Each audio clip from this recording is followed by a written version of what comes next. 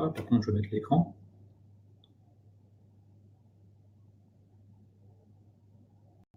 Est-ce que le son marche?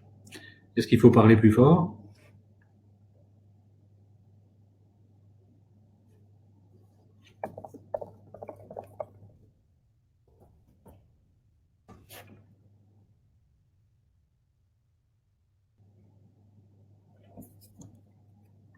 Bon, super. J'entends pas le son, mais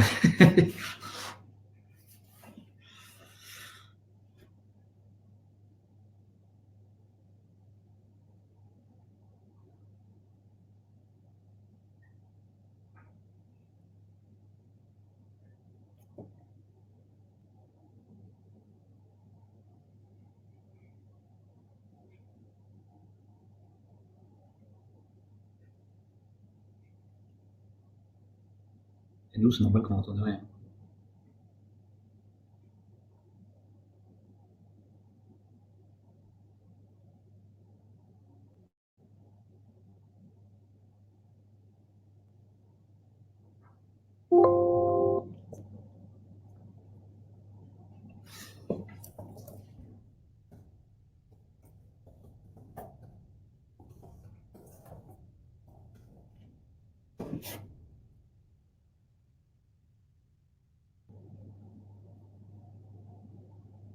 J'ai rien à faire de plus, là.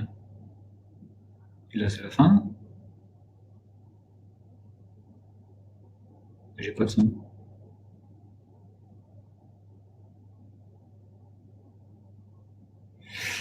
Euh...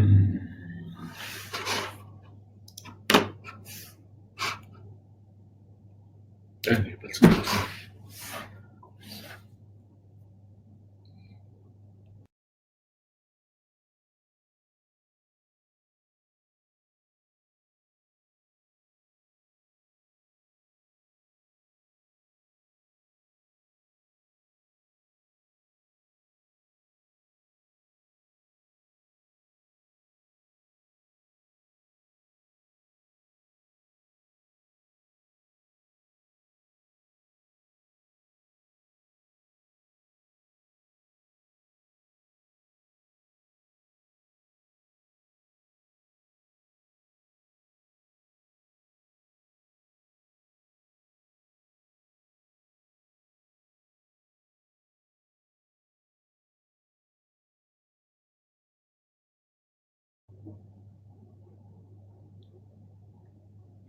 Ah, Isis.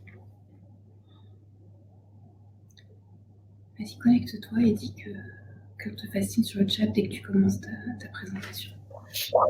Bonjour à tous, je vous entends Marie-Cécile et Philippe. Je pense qu'en fait, vous entendez pas Angèle qui essaye de vous parler depuis tout à l'heure. Angèle, on t'entend pas. Bon bah du coup pas de souci, je vais me charger de l'introduction. Je suis désolée, je peux pas activer ma caméra, mais au moins vous êtes, je pense que vous m'entendez. Donc bonjour Laurence, bonjour Armel, bonjour Isis, bonjour Linda.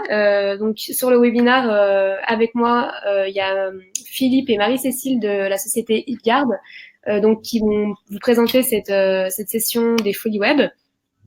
Donc du coup qui est intitulée c'est pour la réussite de votre stratégie marketing donc via le digital. Donc super si vous m'entendez tous, nickel. Donc bienvenue à tous. Donc on est une petite quarantaine de participants pour le moment. Désolée pour le bug du son à l'instant. Alors juste avant de laisser la parole à Philippe et Marie-Cécile, je voulais vous faire une présentation rapide des événements Folie Web.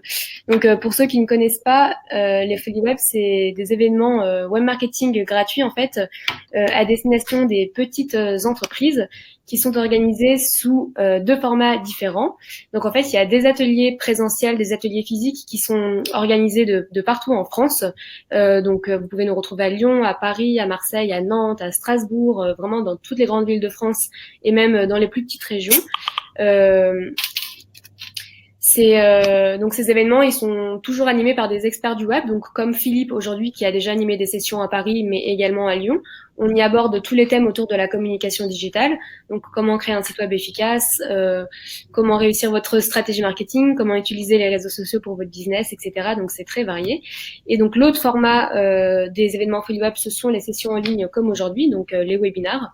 Ce sont les mêmes thématiques qui sont abordées, sauf que c'est sous des formats plus courts, donc de 45 minutes. Et puis il est vrai que vous n'avez pas la même proximité avec l'intervenant derrière votre écran que lorsque vous vous déplacez, on va dire physiquement. En tout cas, voilà, ces webinars, vous pouvez tous les retrouver sur la chaîne YouTube des Folly Web. Donc vous avez juste à taper Folly Web sur YouTube. Donc vous avez tous les replays des webinars qu'on a pu faire sur les différentes thématiques. Donc voilà, ça vous donne vraiment des premières étapes pour réussir votre communication digitale. Donc si vous êtes intéressé, je vous invite à vous connecter, à vous inscrire en fait gratuitement sur le site lesfolyweb.fr. Je viens de vous envoyer le lien sur le chat. Et je voulais vous dire en fait un petit mot très rapide sur les organisateurs des Folly Web parce que c'est une question qui nous revient très souvent en fait de pourquoi vous faites ces événements gratuits, etc. Voilà, y a-t-il anguille sous roche? Eh bien non. En fait, l'idée de ces événements Folly Web, c'est que c'est organisé par deux grosses structures en plus de tous les acteurs qui gravitent autour des événements Folly Web, donc c'est-à-dire les lieux qui accueillent, les intervenants qui animent, etc. Donc le premier organisateur des Folly Web, c'est en fait réussir.fr, qui est une plateforme qui a été développée par l'AFNIC et en fait qui est l'office d'enregistrement du nom de domaine en.fr. Donc ça représente 3,3 millions de sites aujourd'hui. Et l'AFNIC en fait a une mission de service public et ils ont pour vocation d'éduquer les TPE au web, vu qu'on est quand même plutôt en retard en France à ce niveau-là comparé à nos voisins européens. Donc voilà, c'est la raison pour laquelle ils organisent ces Folly Web. Et on aime également valoriser du coup le .fr durant les événements Folly Web. Premièrement, parce que c'est souvent que vous êtes des petites entreprises, donc vous avez une activité qui s'adresse très très souvent à un public français. Mais le problème, c'est que vous avez souvent un site internet en .com pour ceux qui ont un site internet. Eh bien, je vous invite vivement en fait à prendre également un site internet en .fr, donc les deux. Parce que d'une part, en effet, ça va créer plus de proximité avec votre client et ça va renforcer la confiance. Il faut savoir que quand vous arrivez sur un site en .fr, c'est forcément quelqu'un qui voilà, a une activité répertoriée en France qui peut prendre ce .fr. Donc voilà, c'est rassurant. Et l'autre aspect, en fait, c'est plus au niveau concurrence.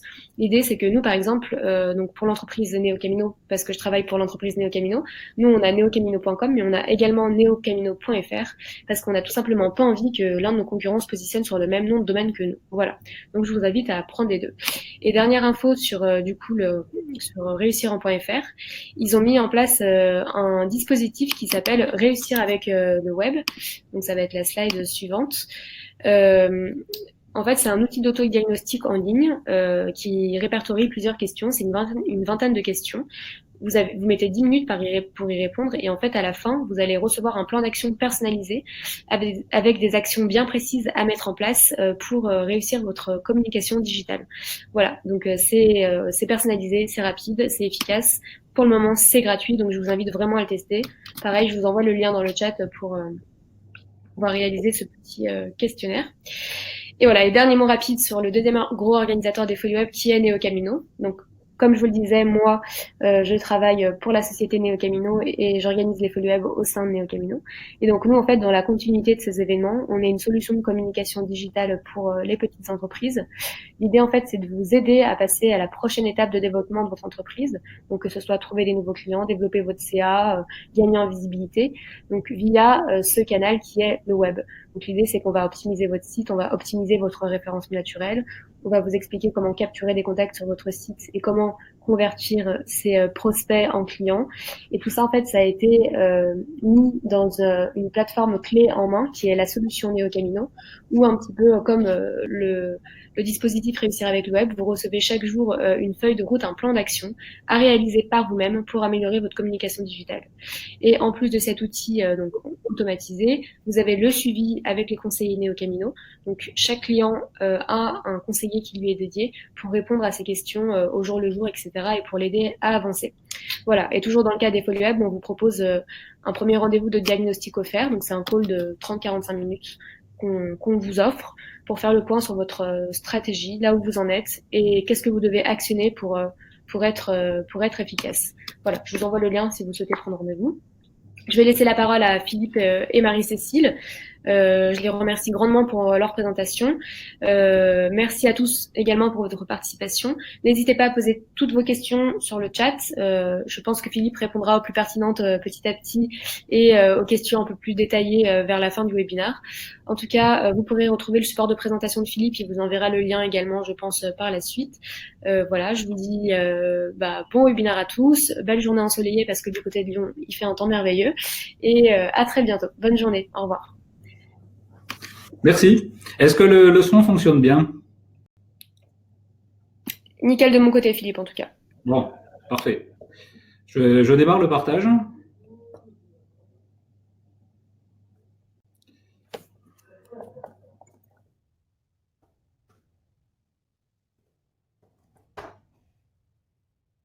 Ok, parfait.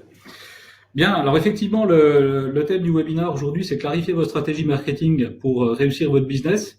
N'hésitez pas à m'interrompre. Alors, la fenêtre du chat est un peu est sur le côté, donc je répondrai pas forcément tout de suite, mais n'hésitez pas néanmoins à nous poser des questions. Rassurez-vous, à Valence, il fait beau aussi. Bien. Première chose, donc effectivement, je représente la société IPGuard, en particulier le département qui s'appelle Territoire Digital. Je suis directeur digital de la société. Et si vous voulez en savoir plus, vous avez tout sur le site personnel comptable.fr ou territoiredigital.com. Je vois qu'à Paris, il fait beau aussi. Parfait.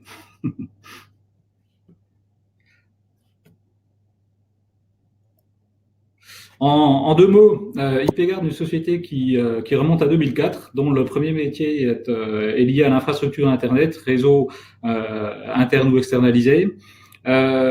En termes d'application, on fait de l'hébergement, du cloud, de l'infrastructure, téléphonie sur IP, opérateur Internet, biens et domaines. Ça, c'est le métier d'origine d'IPGuard. Aujourd'hui, on a intégré un nouveau service avec Territoire Digital, qui est en fait une forme d'ingénierie digitale, donc comme vous le verrez, une vision à 360 de la présence digitale des entreprises.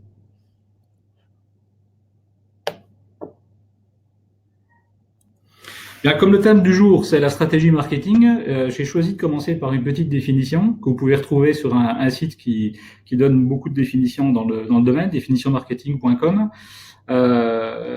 Et vous savez lire comme moi, mais quand même, la stratégie marketing est un plan d'action coordonné. Alors j'ai mis ça en gras, ça me paraît très important, mis en œuvre pour le moyen ou long terme par une entreprise pour atteindre ses objectifs commerciaux et marketing. La stratégie marketing est élaborée à partir de l'analyse des forces et faiblesses marketing de l'entreprise et d'une étude de son environnement. C'est là d'ailleurs qu'on va insister sur son environnement. L'entreprise n'est pas seule, bien évidemment, et on va voir tout au long de la présentation que l'environnement a une grande importance, à la fois pour envoyer de l'information et en récupérer pour la traiter.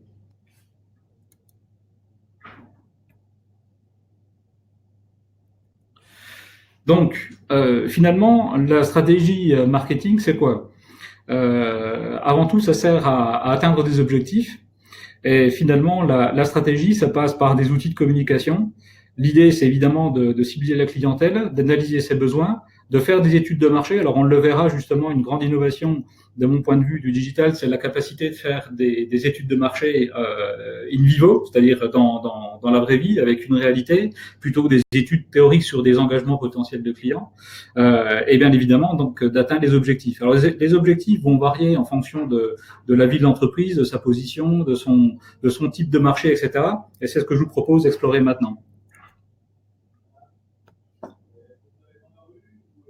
Donc là, je vous ai préparé quelques petites questions qui vont vous permettre de vous positionner. Et comme vous pouvez le constater, d'ailleurs, il y a différentes réponses possibles puisque chacun a sa situation. Et la première question, c'est à quelle étape êtes-vous? En mode projet, parce que les entreprises ne sont pas toutes en route, en cours de création, en termes de développement de l'activité, en recherche de croissance ou en recherche du second souffle ou d'un rebond, parce que les entreprises ne sont pas toutes dans une phase de croissance, mais il y a aussi des fois des phases de décroissance auxquelles il faut pallier. Et on verra un exemple d'ailleurs tout à l'heure. Pas de questions jusque-là, ça va?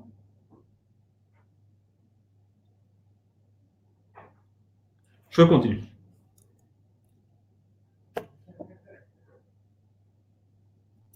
La deuxième question, c'est quel est votre positionnement? Alors là aussi, ça peut avoir de grande importance.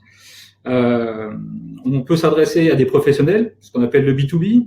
On peut s'adresser à des particuliers, donc ce qu'on appelle le B2C, business to consumer. On peut s'adresser à des professionnels et des particuliers, parce qu'on peut avoir une cible qui peut être mixte. On peut être une plateforme, c'est relativement récent, mais effectivement, aujourd'hui, on a des sociétés dont le cœur de métier, c'est la mise en relation. Et puis, on a aussi des cas un peu exceptionnels qui sont plus délicats à traiter quand on ne connaît pas la cible à laquelle on s'adresse. Alors, ça peut paraître surprenant que je l'ai ajouté, mais en fait, Internet, le monde digital, nous permet aujourd'hui aussi de définir et de mieux cibler finalement la clientèle ou la vraie clientèle à laquelle on peut s'adresser. Et parfois, comme on le verra, on a des différences entre la cible prévue et la cible réelle. Parfois un peu rapide. Je vous remercie. Quel est votre champ concurrentiel? Là, effectivement, l'idée, c'est de se poser la question sur la concurrence. Et surtout sur le côté innovant de la solution ou des produits. Mes produits et services sont-ils innovants? Est-ce qu'il y a une proposition de valeur ou est-ce qu'il y a un mode de distribution qui peut être différenciant? C'est une alternative à des solutions existantes. Donc, des produits ou des services existent déjà, mais on va rentrer dans un marché. Alors, on a un exemple très simple avec Uber qui finalement rentre sur un marché avec un autre angle d'attaque. Des solutions existaient déjà, c'était des taxis, et par contre, il arrive à pénétrer, à faire évoluer le marché avec une nouvelle approche. Troisième solution, je vois que j'ai fait une faute, je propose un produit ou un service qui existe, mais sur un autre marché. Donc, on peut importer des produits, on peut prendre des produits locaux et les vendre dans un espace plus vaste. On peut faire la nouvelle route de la soie entre des pays producteurs et des pays consommateurs.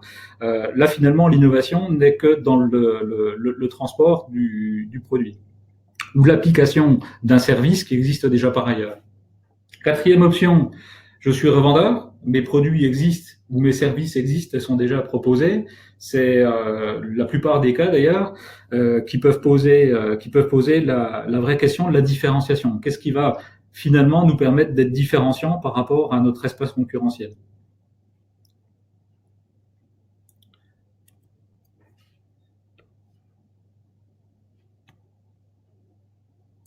La question suivante, elle touche la promesse, la raison d'être. En fait, l'idée, et c'est une question qu'on peut se poser quasiment en permanence, c'est qu'est-ce que l'on va promettre, qu'est-ce que l'on va proposer à nos clients.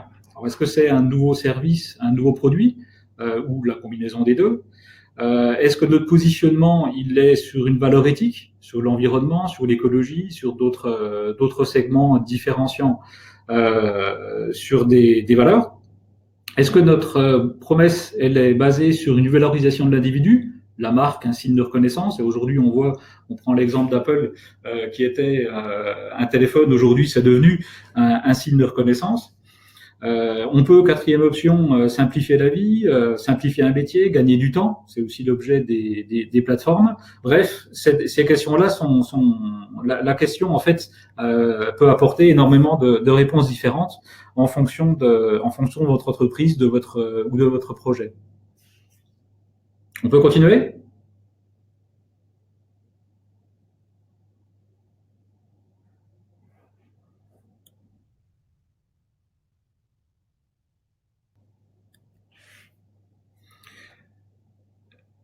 Je prends ça pour un oui, merci. La question suivante, c'est s'agit-il d'un équipement ou d'un renouvellement? Alors ça, c'est une question qui est importante aussi parce que dans le cas d'un équipement, on va prendre l'immobilier typiquement, il est rare qu'on ait 2, 3, 4, 5 maisons ou appartements à acheter dans notre vie, surtout si c'est pour notre usage. Et dans ce cas-là, on n'a pas forcément de capitalisation possible sur un fichier. Et en fait, c'est la différence que l'on peut faire là entre l'équipement ou le renouvellement. Si on est face à un marché d'équipement, on a une approche qui est radicalement différente. On va surtout très souvent être dans du one-shot, dans du ponctuel. Alors que quand on est dans un produit de consommation, on a la chance de pouvoir consommer et donc de vendre un produit de consommation de manière récurrente. Alors on a aussi ce qui s'est passé depuis 20-30 ans maintenant, avec Ikea notamment, transformer de l'équipement, c'était le mobilier, en objet de consommation. Et on sait tous qu'aujourd'hui, effectivement, la durée de vie, et c'est vrai pour le mobilier, mais pour d'autres produits, la durée de vie réduite a permis de transformer l'équipement en consommation. Et puis on a aussi d'autres produits qui sont typiquement du consommable ou des services sous forme d'abonnement, etc. Alors on voit bien justement avec cette différence-là que la stratégie et le marketing vont avoir une teinte, vont avoir un profil radicalement différent quand on est dans l'équipement ou du renouvellement.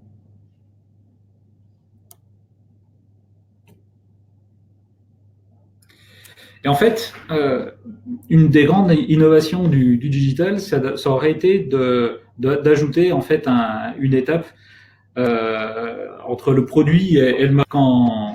Quand j'étais étudiant il y a quelques années, on parlait du couple, du binôme produit-marché ou service-marché. Alors effectivement, il y a une relation directe entre le produit et le marché, ce qui est le mode de distribution, mais on a aussi de l'information. Aujourd'hui, 80-90% des échanges qu'il peut y avoir entre un producteur et ses clients, c'est de l'information, c'est pas forcément le produit. Mais le plus important, et c'est ce que j'ai développé dans le point en bas, c'est le retour d'information. En fait, l'image est floue. C'est peut-être un problème de débit. D'autres personnes la voient floue ou c'est flou? D'accord. Alors c'est peut-être un problème de résolution, sinon.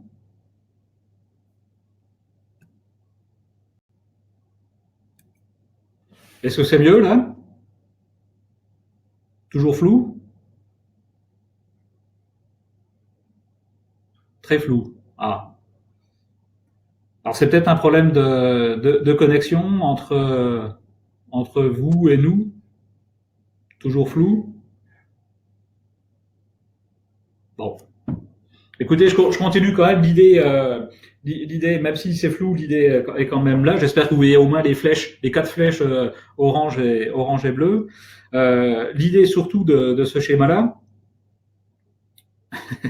ok, je vous laisse deviner. L'idée de ce schéma-là, c'est surtout de mettre en avant le retour d'information qu'il y a entre le marché et vous. Parce qu'on peut avoir des informations sur notre notoriété, on va en parler d'ailleurs dans quelques minutes. Ça va nous permettre de définir et de mieux comprendre notre audience. Ça va nous permettre d'avoir une approche démographique sur notre clientèle, de géolocalisation également, son comportement sur le site, mais aussi en termes d'achat. On a un retour d'information évident depuis quelques années, c'est les avis clients, pour le meilleur et pour le pire. Et donc, du coup, on a beaucoup d'interactions et ça va dans les deux sens véritablement. Produit-marché, c'est pas uniquement j'envoie des produits et je laisse courir. Mais effectivement, on a bien une interaction entre tout ça. J'espère que Alors, ce que je vous propose, je vais vous envoyer le lien du support. Comme ça, vous pourrez, si vous avez des difficultés, y accéder. C'est une page web. Voilà. Pour ceux qui ont l'écran partagé encore, je me permets de continuer. C'est pas un cas d'école, c'est un cas réel. Une entreprise que j'ai bien connue puisque c'était la mienne à l'époque. Et là, vous avez une courbe qui est donnée par Google Trends, qui est très récente puisque je l'ai fait hier, qui donne en fait une évolution proportionnelle de la notoriété d'une marque, de l'intérêt pour une marque. Donc là, il se trouve qu'effectivement, la société était basée sur une stratégie de marque, donc c'est facile de l'identifier. Quand on a le nom d'une entreprise qui est générique, on a beaucoup plus de mal à l'identifier. Là, depuis juin 2005 jusqu'à aujourd'hui, février 2019, on a l'évolution de l'intérêt pour la marque. Donc en fait, le nombre de recherches avec un pic en novembre 2017. Alors, pour la petite histoire, cette entreprise a dû fermer parce qu'en décembre 2014, la deuxième flèche, il y a eu une interdiction en fait de faire la publicité. Les produits étaient incompatibles avec les humeurs de Google, Facebook, etc. Et du coup, ça a provoqué une chute libre, comme on peut le constater, de la notoriété. Alors, ça veut dire que le nombre de requêtes par mois sur cette marque a chuté de manière dramatique. Mais le plus important dans ce graphique-là, c'est le coefficient de corrélation. C'est-à-dire que j'ai calculé le lien qu'il pouvait y avoir entre cette notoriété et le chiffre d'affaires. Et il se trouve que la corrélation était à l'époque, enfin, elle est sur toute cette étude-là de 0,7. Alors, sans rentrer dans le détail statistique, un coefficient de corrélation, c'est un chiffre qui va de -1 à 1. Plus on se rapproche de -1 ou de 1, c'est-à-dire qu'on a une dépendance, une corrélation forte entre les deux variables. Quand on se rapproche de 0, les deux variables n'ont aucun lien, aucune corrélation. Donc là, 0,7, ça veut dire qu'on a véritablement une correspondance, pas identique, mais presque, entre la notoriété et le chiffre. Et force est de constater qu'effectivement, celui qui a repris le site qui fonctionnait très bien à l'époque ne fait pas 10% du chiffre d'affaires que l'on faisait à l'époque héroïque. Donc voilà un retour d'information en fait qui permet de doser, de voir ce qui se passe sur cette entreprise, mais on peut très bien le faire aussi sur d'autres marques pour mesurer l'évolution de l'intérêt pour un produit, un service, etc. Ça va la notion de corrélation, de statistique, ça pose pas de problème. Je continue.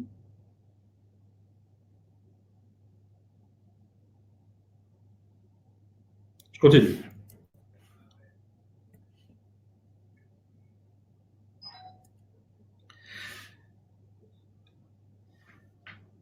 Je vais aborder donc la définition de ce qu'est pour nous le territoire digital. En dehors du fait que ça soit une marque déposée, là encore, c'est avant tout un concept et une méthode.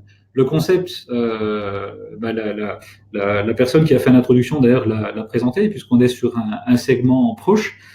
C'est l'ensemble des informations digitales qui font votre présence. Donc là, on retrouve le site internet, il peut y avoir le blog, il peut y avoir les réseaux sociaux, les avis clients. C'est tous les éléments que vous maîtrisez ou pas dans votre présence digitale. Et la méthode, en fait, elle est basée sur une idée simple, comme on l'a vu d'ailleurs dans la courbe précédente, c'est de mesurer pour mieux décider. C'est de trouver les bons indicateurs pour améliorer la présence et surtout son efficacité. Le pic d'août 2013, je reviens en arrière. Celui-là. Le pic d'août 2013, c'est une bonne question. À l'époque, on faisait énormément de portes ouvertes. Il faudrait que je vois d'ailleurs s'il y a effectivement il y a une corrélation avec des événements qu'on a fait. C'est possible parce qu'on avait beaucoup d'animations. On faisait venir, c'était une entreprise liée à l'histoire et on avait c'est pas des acteurs, mais quasiment qui nous faisaient des shows avec des chevaliers, etc. Je pourrais approfondir la question.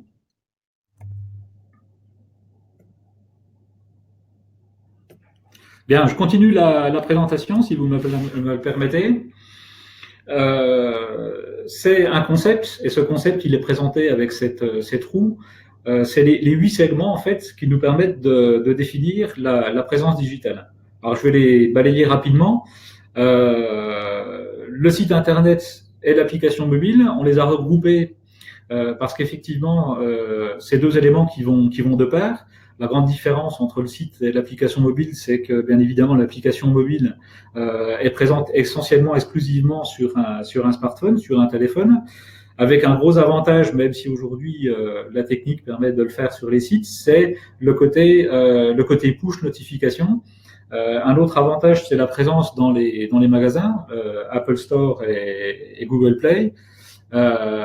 Avec l'inconvénient quand même d'effectivement de payer un élément supplémentaire, comme on le verra aujourd'hui, on peut difficilement se passer du fait de payer. Deuxième segment, blog et agrégateur. Alors, le blog, c'est ni plus ni moins qu'un site internet avec une vocation éditoriale différente, qui s'apparente plus à une revue, à la différence du site internet qui pourrait, avec beaucoup de recul, ressembler à un livre. L'agrégateur, quant à lui, c'est un système qui collecte de l'information sur des mots-clés, sur des informations de métier, etc., et qui vont nous permettre d'enrichir soit de la veille interne, soit des informations comme un blog ou comme les réseaux sociaux. On agrège en fait de l'information, on va collecter de l'information qu'on va redistribuer avec éventuellement d'ailleurs une personnalisation ou un commentaire sur les informations qu'on redistribue. Le troisième segment, emailing et SMS. Alors je les ai regroupés parce qu'effectivement, c'est un petit peu la même technique. Les logiciels sont désormais d'ailleurs très souvent les mêmes. Ça consiste à envoyer des informations en nombre à un public normalement ciblé. Avec le RGPD, il est non seulement ciblé, mais en plus il a autorisé à les recevoir. Et contrairement à ce qu'on pourrait penser, l'emailing, quand on a un bon fichier ciblé qui remonte à quelques années, on a des clients dont les fichiers remontent à 20-25 ans, on peut dire qu'effectivement, il y a une réactivité très claire à l'emailing. On a des bons taux de clics, on a très clairement des guides qui font suite à de l'emailing. Marketing entrant, l'inbound marketing pour les intimes, il y a une vraie réalité qui est finalement une combinaison des autres segments et puis un côté un peu fantasmant, un peu illusoire à mon sens. L'idée centrale, c'est quand on envoie du emailing ou quand on fait un site internet, on va envoyer de l'information, on va faire du push. Dans l'idée du marketing entrant, on va créer un territoire, on va créer une présence digitale pour attirer les gens vers le contenu et prendre contact.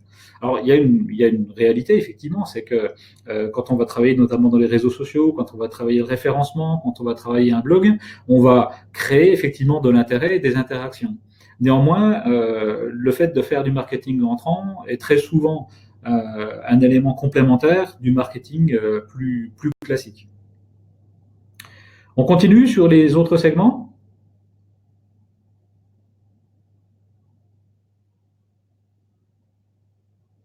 Allez, je continue.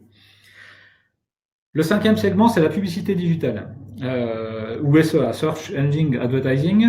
C'est en fait la partie publicitaire, la partie payante. Alors, je reviens tout à l'heure à l'exemple de la courbe de notoriété. Là, on le voit très bien, la publicité a été interdite et l'entreprise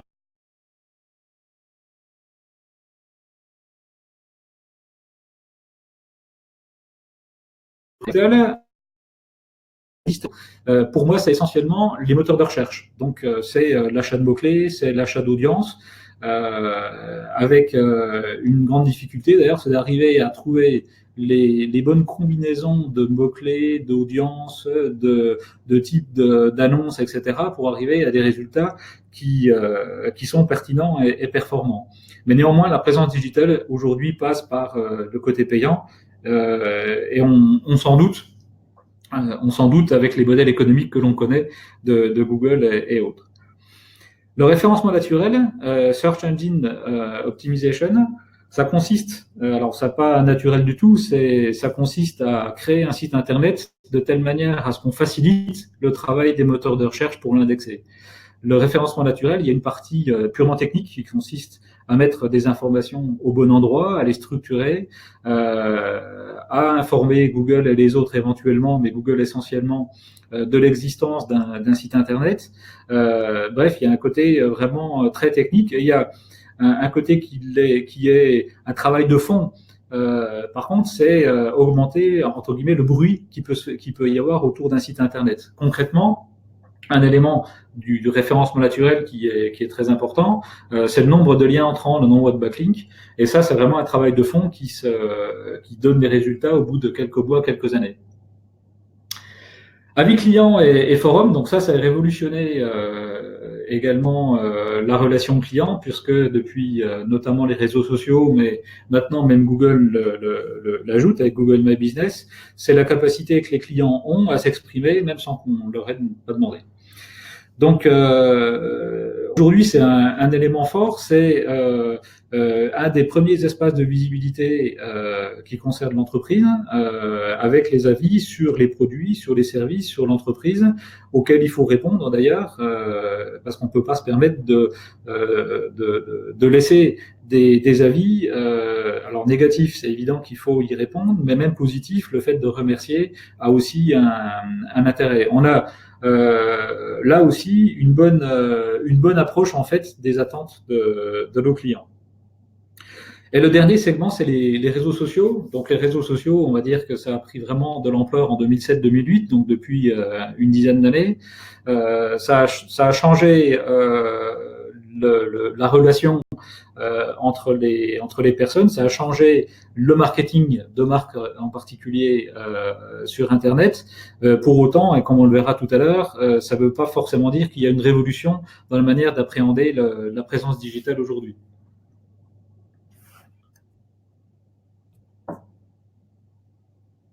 Alors, on ne va pas rentrer dans le détail, c'est pas l'objet du webinaire aujourd'hui.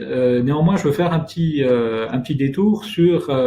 Vous savez, tout à l'heure, j'ai parlé de territoire digital en disant mesurer pour mieux décider. Et donc, on a mis en place un algorithme qui, pour lequel, dans ces 8 segments, on va calculer un certain nombre de choses pour faire un état des lieux. Comme on a un bilan comptable, là, on a un bilan digital, et là, on a un cas concret avec la situation en juillet 2017, et la situation en octobre 2018. Donc, en bleu, en 2017 et en orange en 2018. On voit qu'on a effectivement de bons résultats sur à peu près tous les segments. Le recul que l'on voit dans les médias sociaux, en fait, c'est pas lié au recul de la présence dans les médias sociaux, mais c'est lié à l'enrichissement en fait permanent de l'algorithme en question. Et on a ajouté un certain nombre de paramètres, d'indicateurs pour lesquels aujourd'hui on a des choses à mettre en place. Donc, ce qui explique en fait que sur ce segment-là, la courbe est un peu reculée. Et comme vous pouvez le constater, c'est là qu'on voit bien d'ailleurs l'idée de territoire digital. Plus on aura une surface importante, plus on aura un potentiel de point de connexion entre l'entreprise et son environnement.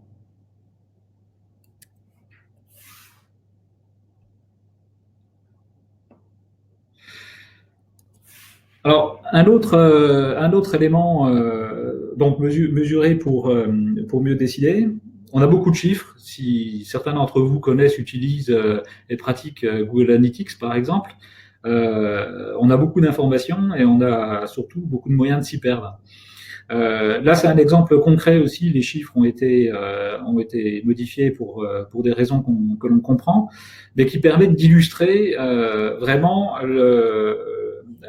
l'exploitation des informations. Ces informations ne sont pas uniquement extraites d'ailleurs de Google Analytics, mais de différentes plateformes. Alors, si vous le voulez bien, on va faire un petit peu le tour des flèches qui mettent en avant un certain nombre de choses. Donc déjà, vous l'avez vu, horizontalement, vous avez les différents mois. Verticalement, vous avez les différents segments. Premièrement, vous avez le marketing entrant avec les conversions qui sont liées au marketing entrant. Et là, comme on peut le voir en bas à gauche, on a encore vraiment du travail à faire pour ce client-là en matière de maillage et d'influence.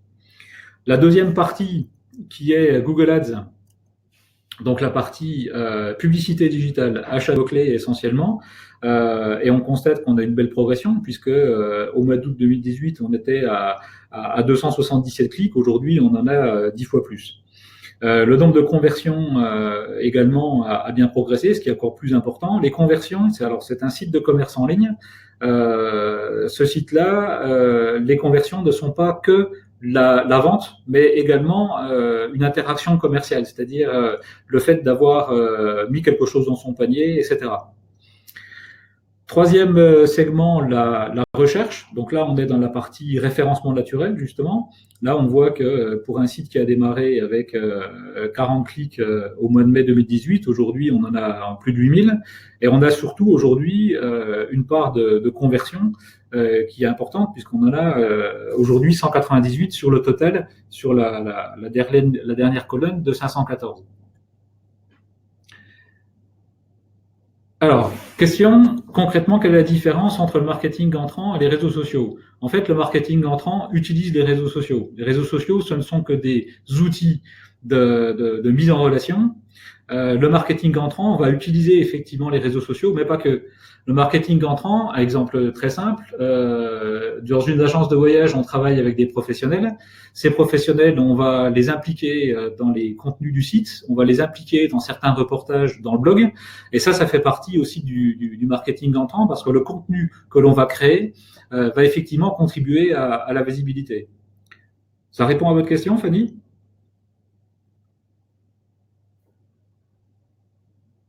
Ou pas? Alors, je me permets de continuer. Ah, ok. Merci. Très bien, je continue sur le tableau. Alors justement, les réseaux sociaux, on y arrive. On a un bel exemple en fait où on a beaucoup d'énergie dépensée dans les réseaux sociaux, beaucoup de bruit et pour pas grand-chose parce que finalement, on a, comme vous pouvez le constater, au mois de janvier, 31 conversions pour 514 au total.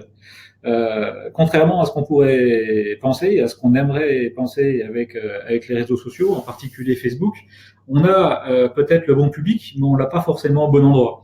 Et la plupart des utilisateurs des réseaux sociaux que nous sommes à peu près tous, quand on y va, on n'est pas là pour consommer. La plupart du temps, on est plutôt là soit pour savoir ce qui se passe dans la famille, dans les amis, avoir un peu de curiosité, se tenir au courant de l'actualité. Bref, on n'est pas forcément là pour consommer. Ce qui explique cette très faible propension des réseaux sociaux à transformer.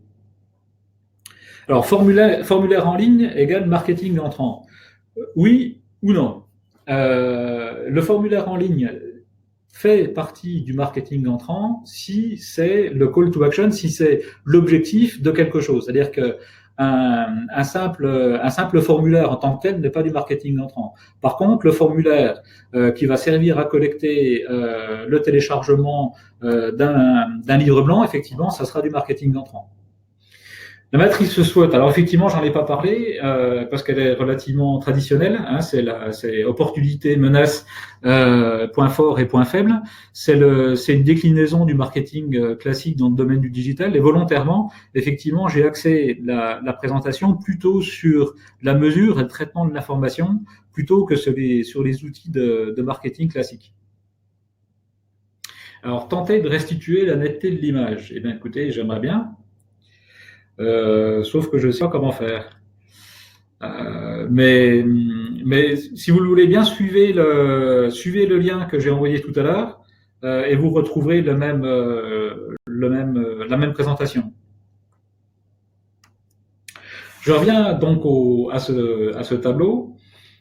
Donc j'insiste sur la faiblesse d'efficacité des réseaux sociaux. Alors on a tous en tête beaucoup de choses qui marchent très bien, notamment avec Instagram, avec des blogueurs et des blogueuses. Force est de constater que ça fait beaucoup de bruit. Après, en termes de réalité économique, c'est pas forcément au rendez-vous. Et alors un autre élément que j'ai mis en avant, en bas à droite, le taux de rebond. Alors, comme vous pouvez le constater, au mois de mai, le taux de rebond était énorme. Le taux de rebond, c'est le nombre ou la proportion de visiteurs qui voient une page et s'en vont. Alors, quand le site, et c'était le cas juste au mois de mai, ne fait qu'une page, il n'est pas surprenant d'avoir 90% de taux de rebond. Au fur et à mesure que l'on a affiné l'audience, on en est aujourd'hui à un taux de rebond de 76%. On va encore l'améliorer, mais on sent bien qu'on a là vraiment un meilleur ciblage des visiteurs puisqu'ils vont passer plus de temps, ils vont voir plus de pages, ils vont avoir éventuellement plusieurs sessions les unes après les autres. Ah ben merci pour le rappel du lien. Ok, en haut à gauche, pardon, vous avez campagne de ciblage à la recherche de la bonne audience. Ça, c'était en octobre. Et là, vous voyez d'ailleurs qu'en termes de trafic, première colonne dans la partie rouge, utilisateur, il y a un pic en octobre de 15 000 visiteurs contre aujourd'hui 11 000. Alors pourquoi? En fait, on utilise la publicité digitale très souvent pour capter des clients, mais on peut l'utiliser également pour cibler, qualifier une audience. Et là, en l'occurrence, c'est ce que l'on a fait. C'est-à-dire que on a ciblé différents centres d'intérêt pour les clients de notre client, et on s'est aperçu d'ailleurs que le ciblage de départ de l'entreprise n'était pas le bon. On avait un taux de clic, un taux d'intérêt très inférieur dans la cible que les créateurs de l'entreprise avaient imaginé au départ. Tout ça pour dire que alors, on parle de changement de cap, on parle de changement de stratégie, etc. Ce qui est certain, c'est que, et c'est là où on peut voir l'intérêt de l'étude de marché en live, c'est que on a vraiment les clients Donc là, en l'occurrence, on a démarré un premier site internet sans commerce en ligne. Quand on a eu un commerce en ligne, ça nous a permis de faire des tests et de dire voilà, on va envoyer de l'information à des gens qui sont intéressés par telle activité, tel centre d'intérêt, et on va cibler une autre population. Et là, on s'aperçoit qu'effectivement, on a des meilleurs résultats sur la deuxième que sur la première. Donc, ça permet de restructurer les contenus, parce que les contenus vont prendre un intérêt différent. Bref, la partie publicité digitale n'est pas là uniquement pour capter le client, mais aussi pour en mesurer la pertinence et le bon ciblage. Par rapport à ce tableau et aux commentaires que j'y ai fait, est-ce que vous avez des questions ?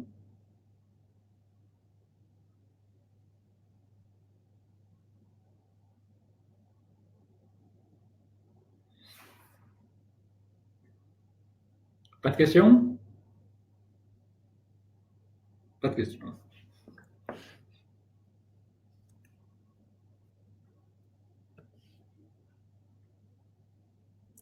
Voilà, la présentation générale, en fait, je viens de la terminer. Ce que je voulais aborder avec vous, c'était vraiment la capacité d'acquérir de l'information, de la traiter, de mieux cibler. C'était surtout ne pas résumer la présence digitale à faire un site internet. C'était attirer votre attention sur le maillage qu'il est nécessaire. Alors, impression, nombre de visites. Non, le nombre d'impressions, c'est le nombre de pages qui sont affichées. Le nombre de visites, il va être inférieur puisqu'une personne, un visiteur peut effectivement voir 2, 3, 4, 5 pages. Donc, c'est l'impression n'est pas le nombre de visites. Avez-vous d'autres questions sur la présentation ou sur la présence digitale en général ?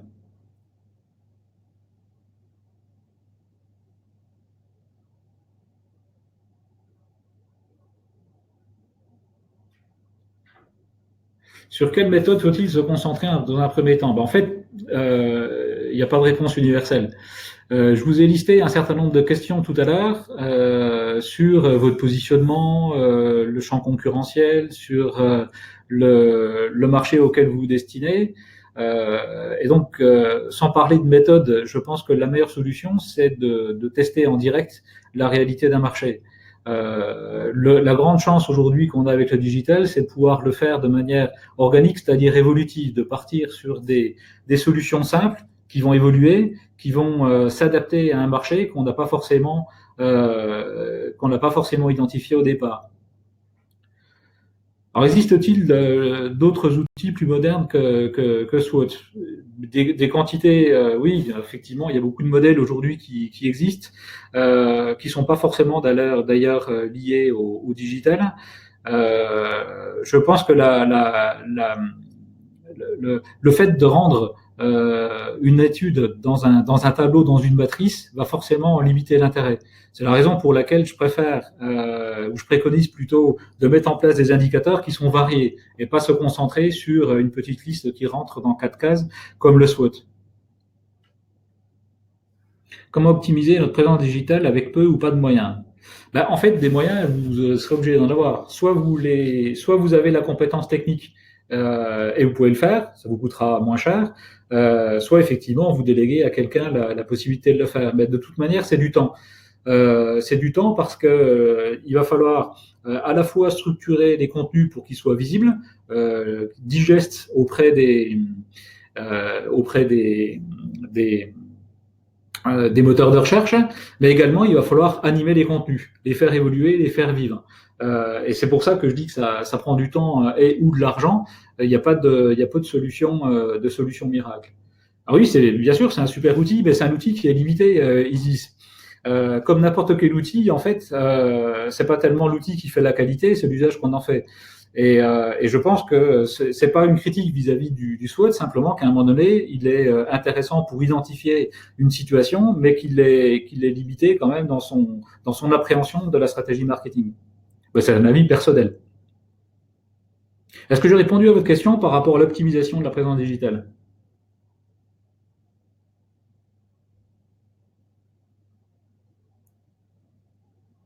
avez-vous un ordre d'idée, budget à prévoir pour un indépendant de service genre consulting, formation, coaching? Le budget, alors le budget de départ, indépendamment du temps que vous allez y passer. Bon, c'est difficile à répondre hein, comme ça parce que genre consulting, formation, coaching, bon, je pense qu'on peut démarrer raisonnablement avec un site internet style one page ou relativement simple qui va permettre de faire évoluer également la présentation. Euh, et je pense que allez, entre 1500 et 3000 euros, on peut commencer à avoir quelque chose de sérieux. Le plus important, c'est pas tellement les 1500 ou les 3000 euros, mais c'est la capacité que vous aurez après à faire évoluer votre présence. Et votre présence va passer par le site, mais évidemment, pas que par le site, comme on l'a vu avec les différents segments de la roue. D'autres questions?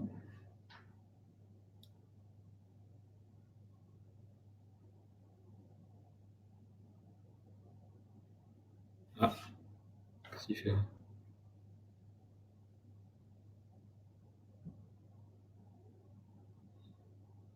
Le chat fonctionne bien là?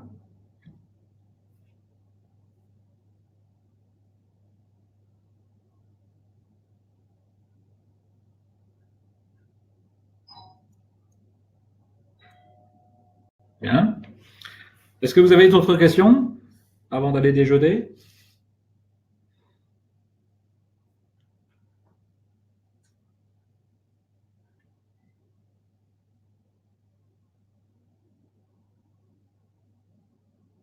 Alors, je vous ai mis le support donc en ligne, vous pouvez y accéder sans problème.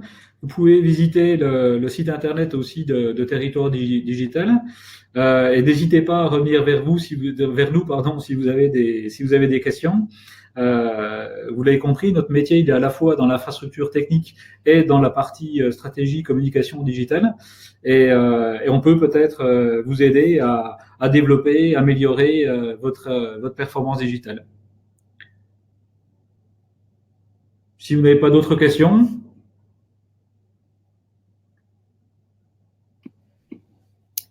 je vous souhaite un excellent appétit. Merci beaucoup, Philippe. Du coup, bah, c'était très bien. Merci, merci à toi. Euh, Merci. et super que tu aies déjà envoyé le support aux participants. Merci à tous et puis oui, bon appétit et bon après-midi.